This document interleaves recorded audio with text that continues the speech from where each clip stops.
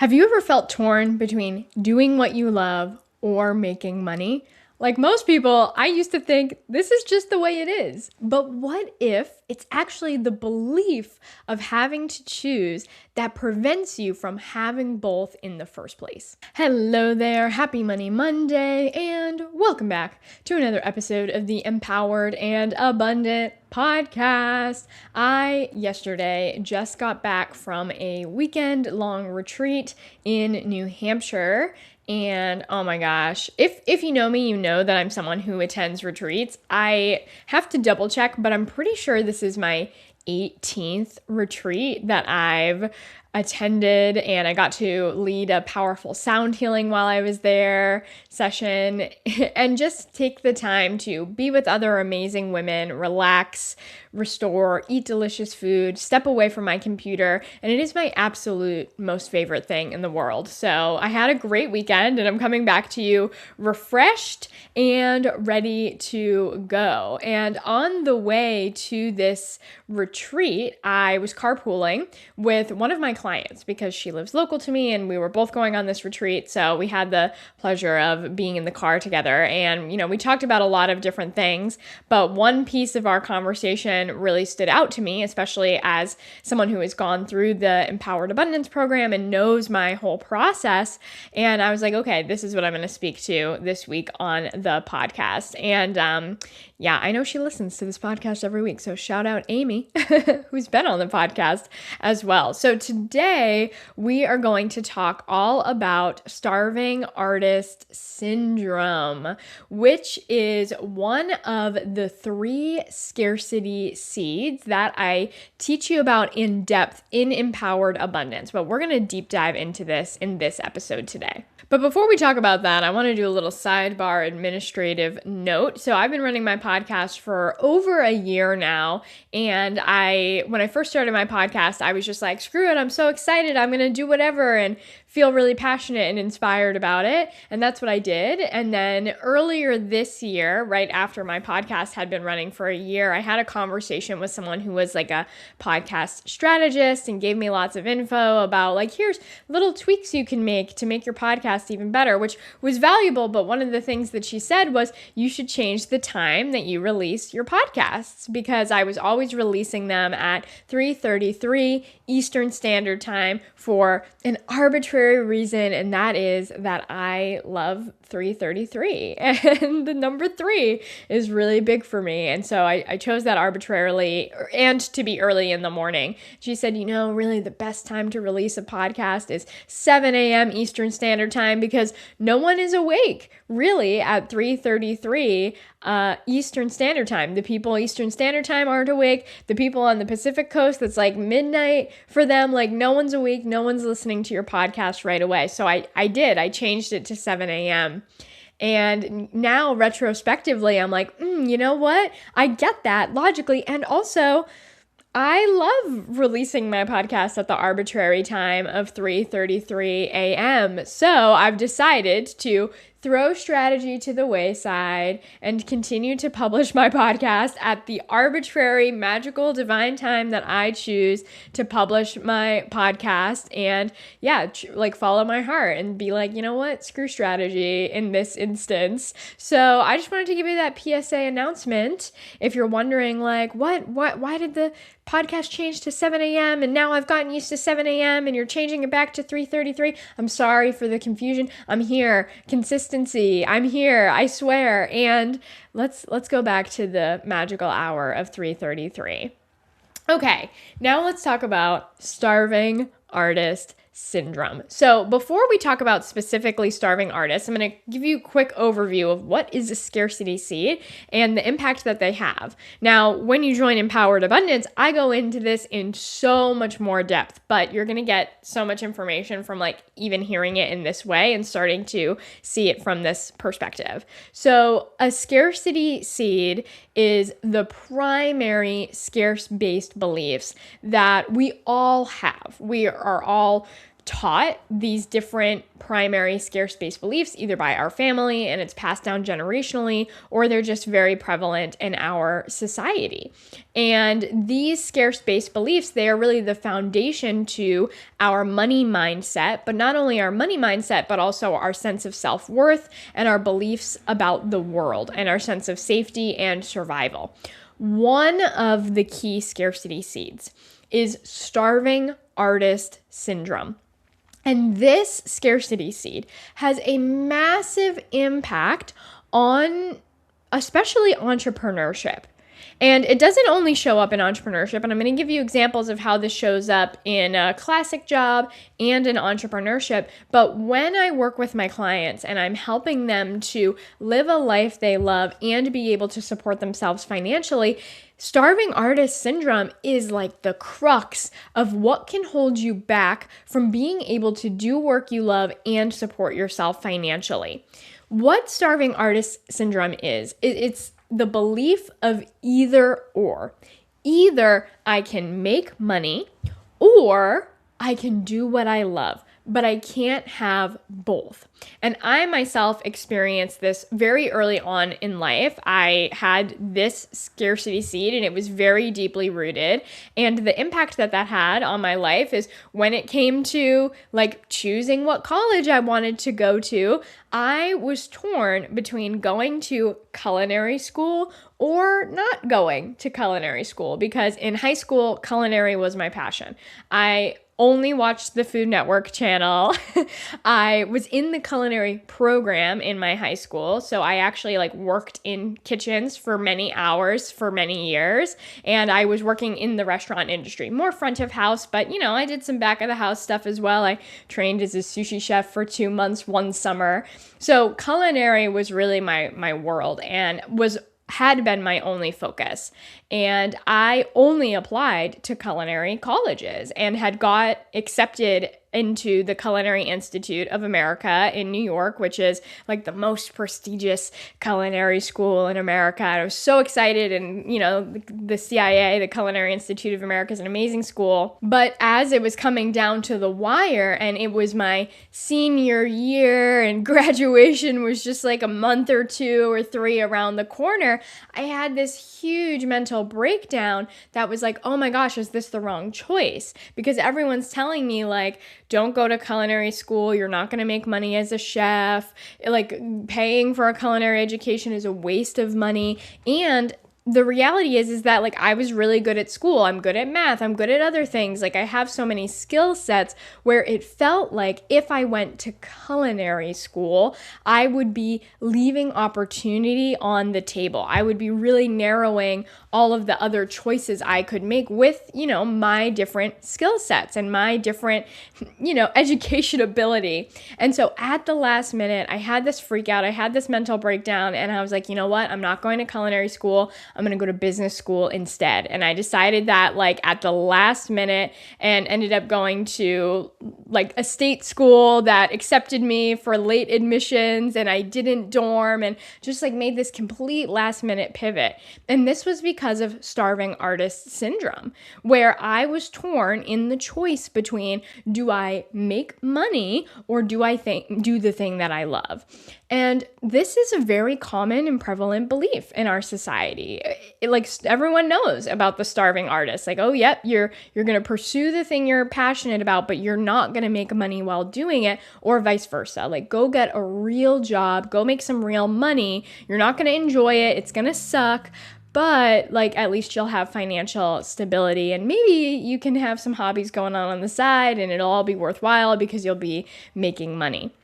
Now, there's several problems that happen that I noticed as a result of starving artist syndrome. Because when we have this belief, and it is a belief, it is not law, it is not inherently true, but many of us walk around and accept it as law and believe it to be law, whether it is subconscious and unconscious, or whether consciously. And when we have this belief, when we have this truth, and when we live by it, it affects our lives in different significant ways. And there are 3 big ways that I see this show up for my clients. The first way that this shows up is that you stop enjoying your job or your work. And maybe you never enjoyed your job or your work. So if you're someone who works a 9-to-5 job or chose a job because of financial stability and you have chosen the money path and that was your decision and that was your choice, it's not right or wrong. I'm just saying if that was you, a big problem that I notice is that you don't enjoy that work. This is really common. There are so many people that really don't enjoy at all the work that they do because you're doing it just for the money. The problem is when you have a scarcity seed, like starving artist syndrome, and that is your primary belief, when you have that belief, your brain and your reality always is proving that to be true, is always proving that to be reality. And so if you deeply do believe that starving artist syndrome is the law, then if you are working a job, the likelihood is that you are not going to enjoy it and you're not capable of enjoying it because that would contradict this foundational belief that either you can do what you love or make money, but not both. So if you are actively making money, then the truth is you're probably not going to enjoy what you're doing. And I was just having this conversation with my client recently. She was saying there's so many years where I just hated my job and was miserable and wanted to leave it because I always had this perspective that work is bad or work isn't enjoyable. And the word work has this pressure to it. And I don't like work. I don't want to work. Work is just the thing I have to suffer through so that I can stop doing it and then enjoy my life. And all my enjoyment exists outside of work. This is a result of starving artist syndrome. It doesn't have to be this way. It's actually possible for you to enjoy your job that is making you money. And the truth is there's probably components of your job that you already like. You just don't really notice them because starving artist syndrome dictates that that's not possible. And starving artist syndrome causes your brain to continue to collect evidence that starving artist syndrome is true, that you don't enjoy your work. And this can be really challenging to have this conflict between I hate my job and I don't want to be here. I wish I could do something different, but I'm making money and that's just the way it is. So that's the first way I see this showing up, is it prevents you from really genuinely enjoying the work that you're already doing, the job that you're already doing. But then when we talk about entrepreneurship, this is really the second way that I see this showing up for my clients. On the flip side of that coin, if you are pursuing something that you love, that you're passionate about, starving artist syndrome dictates that you can't make money while doing that. So maybe you've already started pursuing your business or you have a desire to pursue your business. Maybe you're trying to transition out of a full-time job, or maybe you are trying to leap into full-time in your business, but you're not able to actually make real money while doing it. Maybe you're working hard. Maybe you're saying all the right things in your marketing and in your sales. Maybe you're taking all the steps, you're doing all the work, but for some reason, you're not able to actually bring in real, sustainable, consistent money. This is often due to starving artist syndrome living under the surface.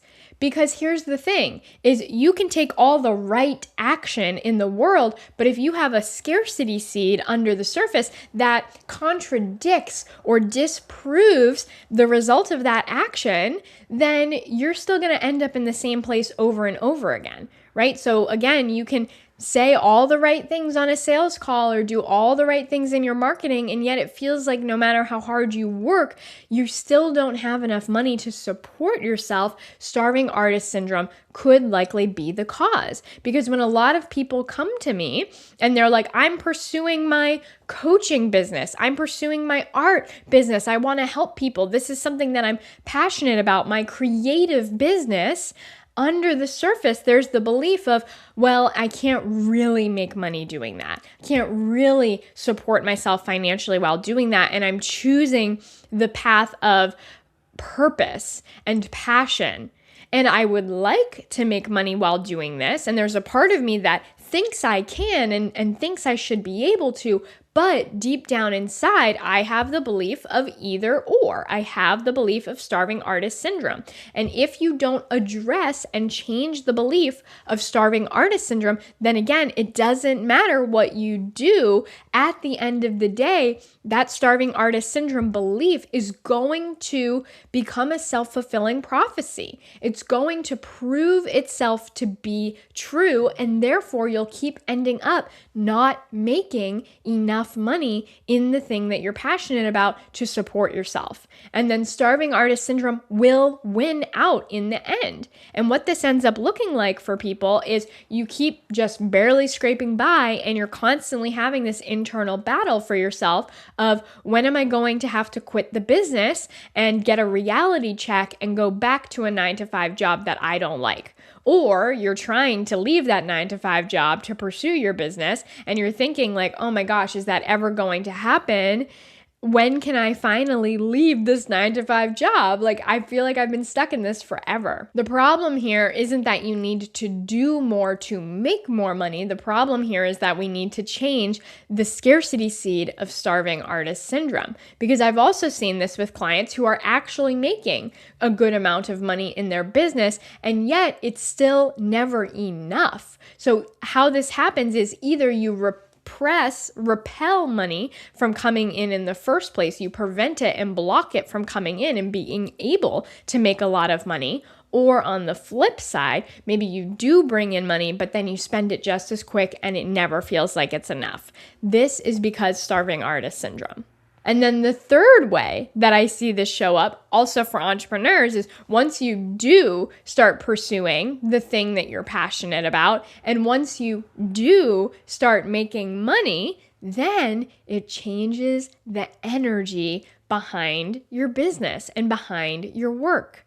And you no longer enjoy it. And the fun that you once felt and the passion that you once felt, that fades away. And suddenly the thing you were passionate about becomes work.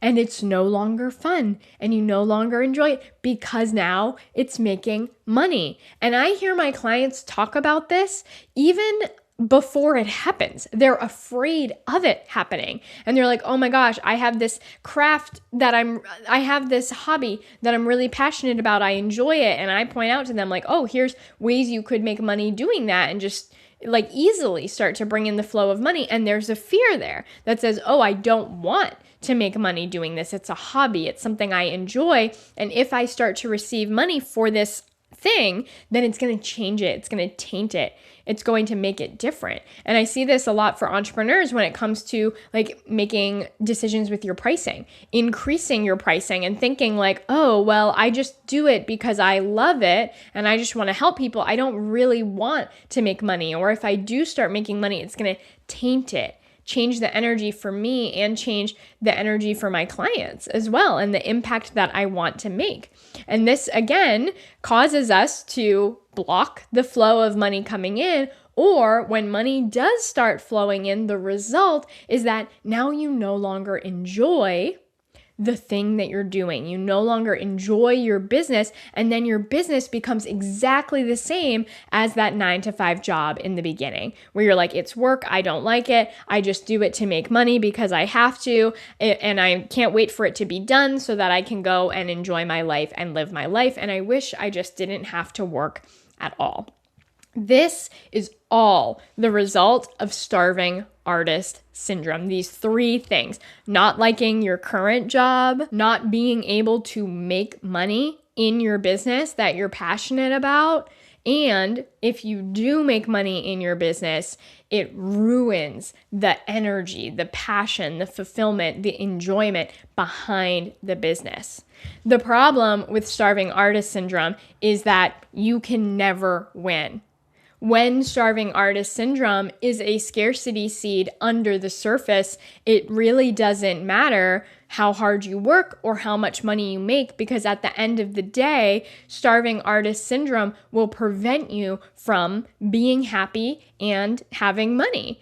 And ideally, we do want to have both. We do want to be able to live a life that we love and be able to support ourselves financially, but this scarcity seed will always contradict it. And a problem I often see is that we can be chasing money so hard or be chasing fulfillment so hard and thinking that when we get one of those two things, it's going to solve the other and that it's going to balance out. But unfortunately, this doesn't happen.